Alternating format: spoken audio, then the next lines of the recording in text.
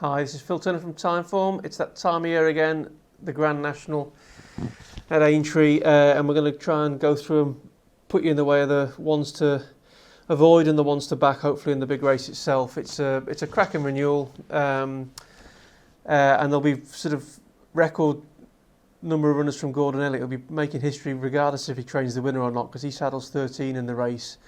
And they include Tiger Roll, who in many ways is the story of the race. He's bidding to become the first back-to-back winner since Red Rum, and he's also likely to go off the shortest price favourite in the race since Red Rum went off at 7-2 in 1975. So plenty to talk about there. And it should be said, this race, the shape of this race looks very different from when the weights came out. I'd say a higher quota than normal. Horses have come out and franked their form since. And they're now sort of potentially well handicapped because they're running off lower marks than the BHA handicapper would give them if he was allowed to look at the race again. So there's plenty of sort of strong hopefuls in there. But enough of the waffle. We'll go through them one by one. We're going to give them, as per usual, rankings out of 5. 5 stars being good, 1 star being not good. And we'll go through them horse by horse, and let's see how it goes. Number 1, we'll start off with Anabelle Fly, and we start off with a 5-star racing right at the outset. He was 4th in last year's renewal, which was a good run, but that actually doesn't tell the whole story, because Barry Garrity took him extremely wide in the back straight, both circuits. Now, I'm sure that was in search of better ground, but it was a move which backfired because the horse saw too much daylight, and he also sort of conceded too much ground to most of the other principals. He actually did well to sort of finish in the frame, given that, and it wasn't an accurate reflection on the day on sort of his merits. He really should have finished close to the first 2. Now, that's not really a criticism of Garrity. Historically, he's an asset over these fences, and he's been riding well, enjoying a bit of an Indian summer this season. And Anabelle Fly looks at the top of his game. He finished 3rd in last year's Cheltenham Gold Cup, and then he's posted a career best effort when runner-up in the latest renewal of that race, proving extremely strong at the finish, which is the key thing here. He's got plenty of experience at big fields. He's won one of the most valuable handicap hurdles in Ireland, and one of the most valuable handicap chases in Ireland as well in his younger days. So he's used to the hustle and bustle of big fields from an early stage during his career. And I say, on the back of that really good effort in the Cheltenham Gold Cup, where he was strong at the death, he's a must for any shortlist. And yeah, absolutely, very much one to respect, Anabelle Fly. Moving on to number 2, Valtour. It was just the 3 stars. Trained by champion trainer Nicky Henderson, who's still waiting for his first win in this race, despite the fact his first runner all the way back in 1979 was runner-up. I bet he didn't think he'd still be sort of trying to get the win of the National. He was very impressive on his British debut, it should be said, back at Ascot in December. Really, really good that day, and really did look a graded performer. Unfortunately, the BH handicap has had his say. He's been raised £12 on the back of that. And then his next run at Cheltenham, he hung progressively more badly to the right as the race progressed, or actually became unrideable late on that day, and mistakes crept in as well. Now, if you forgive him that, if he was coming here straight on the back of the Ascot run, you thought 33 to 1 looks a big price, but the Cheltenham was a bit more sort of worrying with regards for the hurly-burly, the Grand National. And as I say, a watching brief probably is the best way to go with him. Moving on to number 3, Tiger Roll. Well, we all know about him. Has been thriving. He used to be a very in-and-out performer, it should be said, but he's been thriving of late. Looks a really, really happy horse. Just breezed through the race for much of the way last year, even though it was very close right at the death when Pleasant Company nearly nabbed him on the line. Everything's gone to plan this year. He surprised connections when hosing up in the Boyne hurdle, and then was really, really impressive back over the cross-country fences at Cheltenham. So clearly he's got a 5-star chance. The only thing I would say is he's 3 to 1, 7 to 2 in places, and that's, historically speaking, that's he's up against it statistically. If you go back to Red Rum when he was 7 to 2 back in 1975, there are actually more runners in this race, and significantly the National, back in those days, a fair chunk of the ones Red Rum would have been up against would have been well out of the handicap. That's not the case nowadays. It's a more competitive framed race. And you've also got the sort of hard luck stories every year. I mean, Black Lion was one of the favourites last year, and got wiped out at the first through absolutely no fault of his own. Definitely was a handicap good thing 2 years ago and got virtually brought down at first beaches. So all in all, I just can't bring myself to back a horse at sort of 3 to 172 for the Grand National for those reasons. But if you're a fan of the horse, clearly he's thriving. He's got an outstanding chance. He actually is one of those horses who's franked his form since the weights came out. The BH handicap would love to give him more weight, so he's got a lot of things in his favour. I just think there are a couple of others who've got a very similar chance, on paper at least, and they're trading at sort of double, treble the odds, and I'd rather back them than him. But I'm taking on the price, not the horse, if that makes sense. Moving on to number 4, Outlander. Well, he was a Grade 1 performer in his younger days, but those sort of good performances are coming far fewer and far between. And he's always sort of not been necessarily in love with the game. I don't think he'll necessarily take to the Grand National. And it should be said, the fact that Connections have put him up for sale at the under auction on Thursday night tells its own tale, really. Just a 2-star for me. Same Connections, Don Poley, Gigginstown, Gordon Elliott. And yeah, I mean, he was a bona fide Grade 1 horse in his younger days, 3rd in the 2016 Gold Cup. But he was off 22 months through injury, and his 3 starts back really suggests he looks a shadow of the horse he was then. And these include actually when he was down the field in the Beecher earlier in the year. He just looks too slow nowadays, including in the jumping stakes, and just a 1-star for me. Moving on to number 6, Go Conquer. Well, jumping is actually usually an asset for him, and it's a bit of a surprise that this is only his 2nd try over the national fences. And I think you can safely put a line through his only previous try when he was well held in the 2017 Topham, because he actually got wiped out the Canal Turn that day. He's got sort of prominent style, bold jumping style, which often serves you really well over these fences. And he's also quite early in his career with Nigel Twiston-Davies, having been with John O'Neill earlier on. So it's not out of the question they might be able to eke out a bit more improvement in him, but he'll need to, because he's been sort of hammered for winning the Sky Bet Chess at Doncaster, and he looks to have nothing in hand of his current mark as things stand. And the other thing also is that the trip might be an issue. He's sort of, I could see him showing up well for a long time, but I could see his stamina running out at the business end. So just a 3 stars for me as a result. Another Gordon Elliott horse here, Marla Beech, number 7. He's actually not handicapped out a thing on his very best form, but he's been lightly raced of late, and the sort of percentage call is probably not the force of old. He's also held by jury duty from last time. Just a 2-star for me on recent evidence at least. Now, number 8 is Manila Rocco, and I'll flag this up at the outset. This is not a conventional 1-star no-hoper. Most of the ones I'm giving 1 and 2-star, I think you can safely put a line through. It's not out of the question this horse could win, the reason being he's got a very, very all-or-nothing profile. If the Manila Rocco, who finished 2nd in the 2017 Gold Cup, turns up, he's got a 5-star chance, because he's probably the best handicapped horse in the race, and we know, the trip shouldn't be an issue with him. He basically, stamina is what he's all about. The huge snag with the enigma that is Manila Rocco is that most of his recent starts over fences suggest he's a 1-star chance. He ran lamentably at Cheltenham last time, which is very hard to forgive. And although he did sort of show as if he's only 9, he shouldn't be like, I'm sure he's probably got a big performance in him somewhere down the line, but not one for me. As I say, he's a 1 or a 5-star chance, and I think most of his recent episodes we're going to get the 1-star Manila Rocco, not the 5-star one. Moving on to number 9, Lakeview Lad. By contrast, this is a far more dependable performer normally. Touchwood, very likeable sort. And he's actually sort of taken his form up to a new level since teaming up with Henry Brook this season. And that should suit well here, because he's actually got a decent record over the national fences. He won 2 valuable prizes on the Northern Circuit earlier in the year, and then ran really, really well, won 3rd at the Cheltenham Festival recently. Now, he's not been over these fences before, but Touchwood, he's normally a really good jumper. Staying seems to be what he's all about.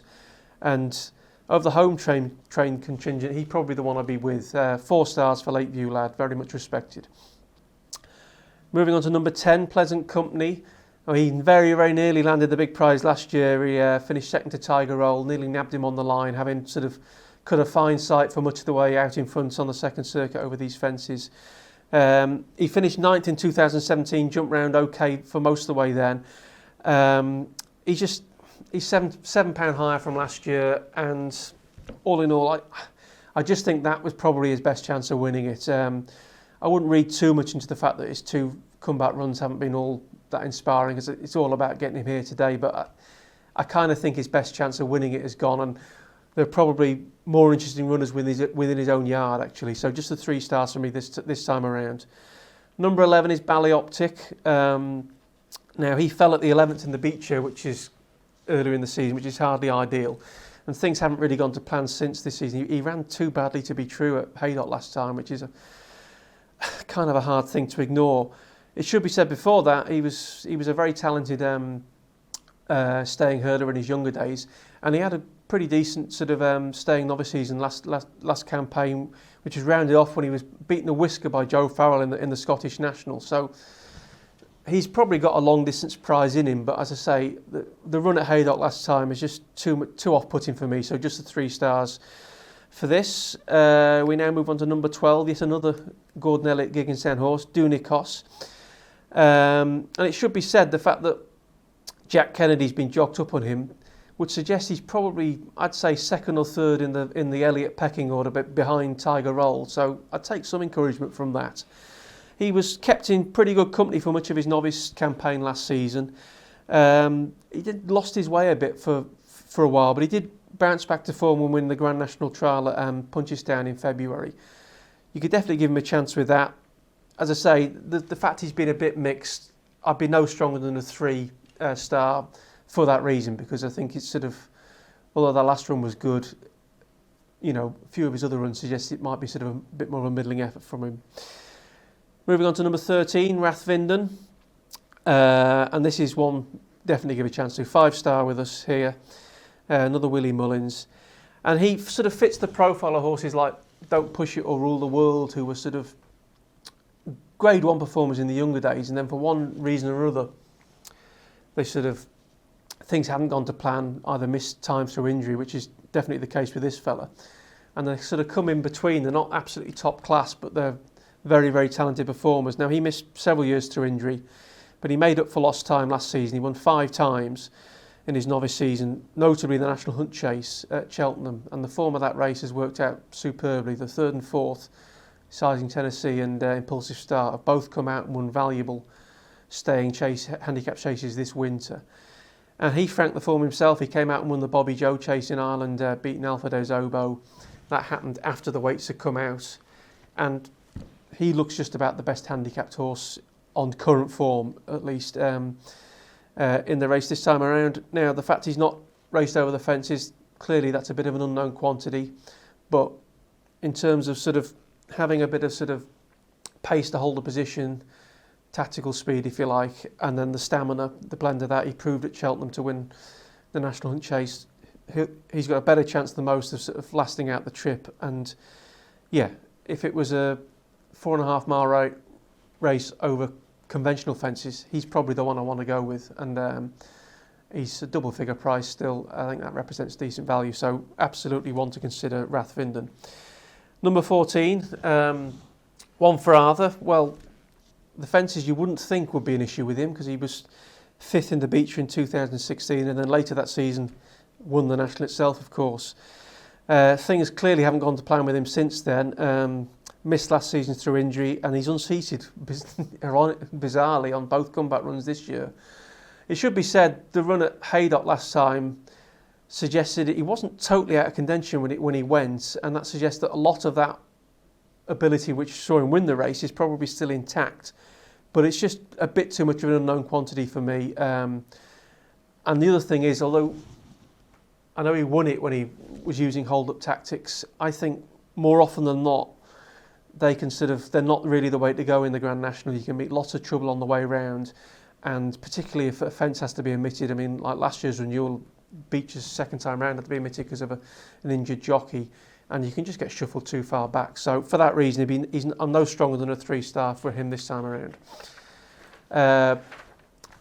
One horse who probably won't be being held up is number 15, Rock the Kasbah. His style tends to be sort of bang up there with the pace, and historically speaking, those tactics usually suit you well round Aintree. I just think there are quite a fair number of better handicap rivals than him, and he's also, although he won at Cheltenham in the middle of his 2 runs this year, he's disappointed on both of the starts and no stronger than 3 for me, and it looks like Richard Johnson's long wait for a Grand National winner may have to go on for another year. Number 16 is Warrior's Tale. He coped well with these fences when we were in the Grand Sefton back in December, but he actually shaped like a non-stair when running in the National itself last year, and I think there'll be a similar scenario this time around, so no stronger than a 3-star for me with him. Number 17 is Regal Encore. Now, he finished 8th in the 2017 National. He's £2 higher now. I can't really see why he should improve significantly on that, even though he's got a couple of good runs in sort of valuable handicaps. He's probably not completely handicapped out of things, but I'd be surprised were he to improve significantly on his run 2 years ago. Just a 3-star for me. 18 is Magic of Light, the only mare in the race bidding to become the first mare since, I think, Nickel Coin back in 1951. She picked up a couple of nice pots over both hurdles and fences this winter, running against her own sex.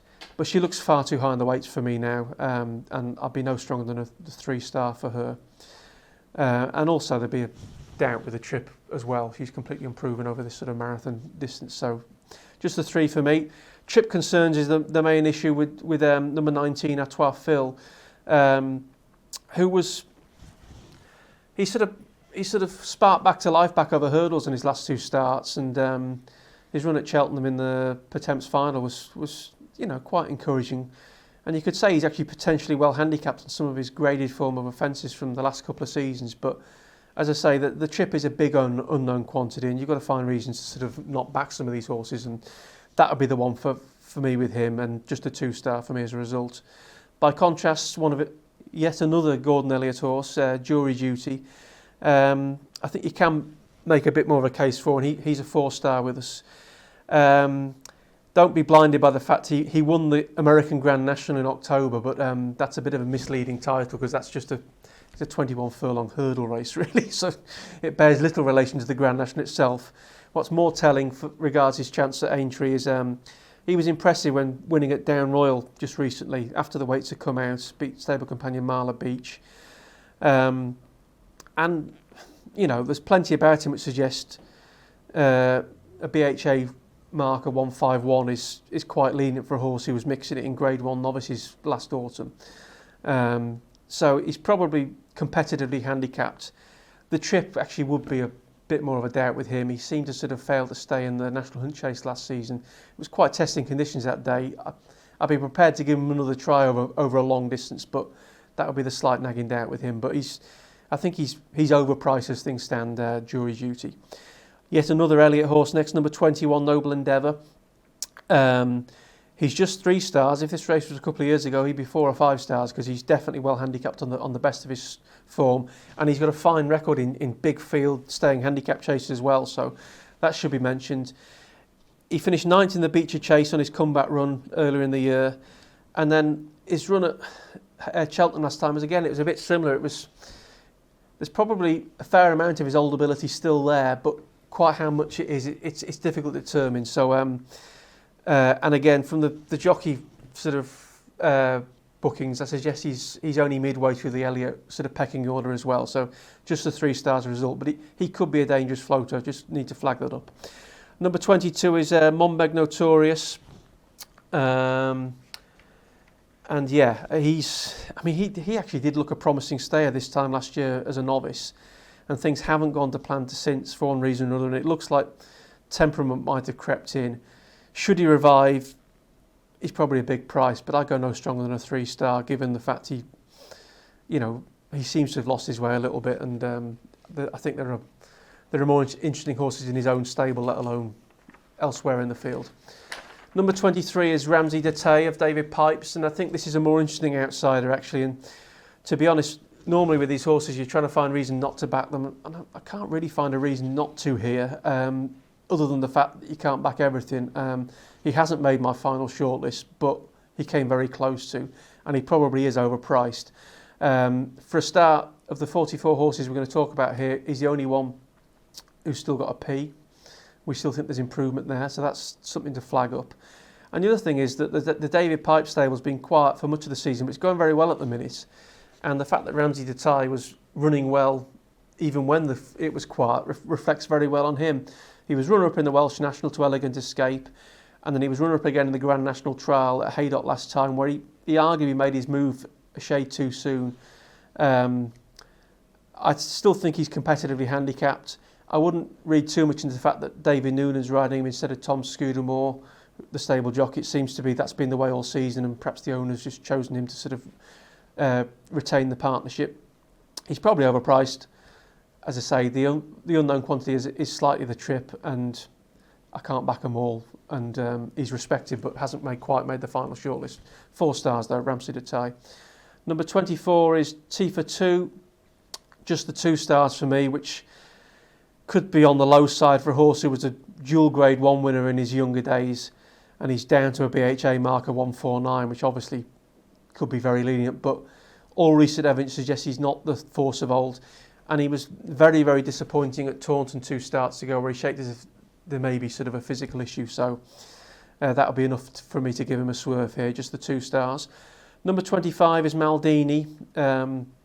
Now, he's still a maiden over fences, but that doesn't tell the whole story, as he's often been campaigned over inadequate trips to try and preserve his handicap mark. And there's definitely an argument that he's unexposed over a real marathon trip like this, and he could be an interesting runner, and were there to be like significant money on the day, perhaps you need to pay attention to that. But he's £5 higher than when second in last year's Kim Muir, and for that reason alone, I wouldn't go any stronger than a 3-star on the form he's shown. But clearly, he's probably in better form than sort of some of these bare results might suggest of late. So he's not one to just put a line through just because he's still a maiden. And it should be remembered, of course, that Rule the World was a maiden when he won a couple of years ago. So, yeah, he's an interesting horse. But as I say, I'm looking elsewhere. Number 26 is Step Back, who made great strides as a novice last season, rounding off his campaign with an impressive win in the Bet365 Chase at Sandown. And in many ways, he's got the style which should suit sort of enthusiastic front runner, up with the pace. Touchwood, normally a good jumper. You could see him sort of shaping well for a long way over these fences, but I'd say he lacks a bit of experience, and you know, both of his comeback runs haven't suggested he's stepped on from last season, and he'll probably need to do that off his current mark. So no stronger than the 3 stars as a result. Moving on to number 27, Ultra Gold. If this was a conventional race over conventional fences, I'd probably say he's a squiggle horse and you want to steer clear of him because he's very hard to predict. But he comes alive over these fences. He's won the last 2 renewals of the Topham Trophy, and he's also finished second in a Grand Sefton in 2017, and he was 3rd in the Beecher this season as well. You can still get around 66 to 1 about him, and although the trip is undoubtedly the main worry with this horse, I could see him lasting out a lot longer than people might think. He certainly needed to sort of have some stamina reserves to sort of still finish in the frame of the Beecher, and you know, I could see him running a big race for a long, long way at big odds, and a lot of these firms offer each way first 5, first 6, even more than that. So if you shop around, I think he'll get round, and I think he'll sort of outperform his odds, put it like that. I think the booking of Tom O'Brien's really good. He's good over these fences, and yeah, he's definitely way overpriced for all the stamina concerns. I think he'll still be in contention on the home turn, put it like that, and 66 to 1 could look a big price in that context. Moving on to number 28, Blow by Blow. I don't fancy this at all, to be honest. I backed him to win at the Cheltenham Festival last year, so I have been a fan of this horse earlier in his career, but I think he's gone the wrong way temperamentally and doesn't like jumping fences, and that's hardly the ideal recipe for a Grand National contender. I've written him off as a 1-star for this. All of his recent evidence suggests he'll hate this, and For all there's plenty of talent and galloping ability in there. Not for me on recent evidence. 29 is up for review. I'd be more keen about this one. He's a 4-star chance with us, and the way he's sort of gone through many of his recent races suggests he's probably ahead of his current mark. He was third in Thyestes when he steered a wider course than the first two, and then he was running really well at Cheltenham in the Ultima until a bad mistake at the third last sort of wiped him out, and the jockey looked after him thereafter. Now, touchwood jumping wouldn't normally be a concern with him, but I guess the fact he did check out late on in the day, you'd have slight doubts about the marathon trip late on, but I could see him finding this very, very easy for a lot of the way if he took to the course, and a respected 4-star chance. Number 30 is Single Farm Payment. He's proved hard to win with in recent seasons, and is sort of not the bravest in a finish, so the famous Aintree long running shouldn't really suit him. He's unproven at this sort of trip, and the other thing to mention with him is that he tends to get worked up in the preliminaries, which might not be ideal given the sort of what happens at Aintree late kick-off time. So yeah, I could see him boiling over, so no stronger than a 3-star for me. 31 is Lian Rouge. I think he's having his 7th run over the national fences. He's got round on all 6 occasions, showing up well. He won the Beecher in 2016, and he was runner-up in the Beecher latest renewal back in December. But the national itself, it's always seemed to be that the trip of the national just finds him out. The closest he's got was 6th in 2017, and he's got a very moody run at Haydock last time to overcome, and for that I've just marked him down at just a 2-star. Obviously jumping ability would have him a fair bit higher than that, but the combination of the trip and the bad run last time, I'll just mark him down as a 2-star.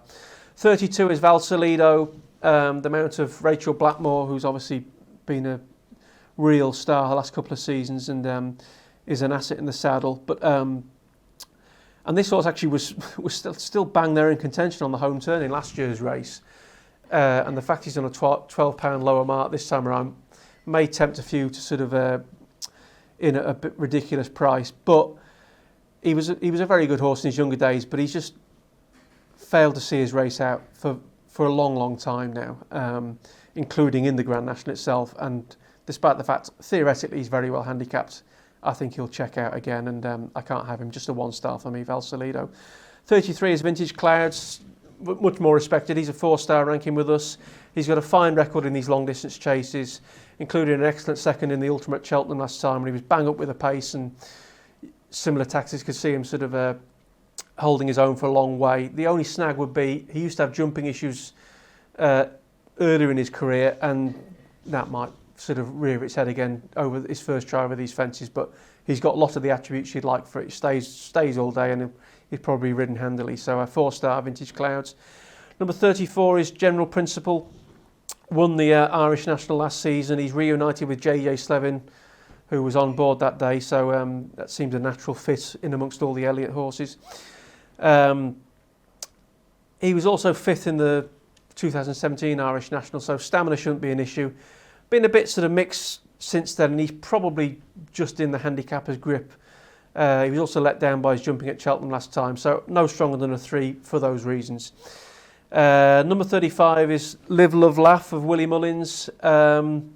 He failed to stay in the Kinmure for me last time, and I don't see why an even longer trip at Aintree should serve him any better. So I'd be prepared to write him off just on purely on stamina alone. Just a 2-star chance for me. 36 is Walk in the Mill. Won the Beecher Chase, did us a favour. We tipped him up here, and he won that day. He's £7 higher now, and that probably would be enough to look elsewhere.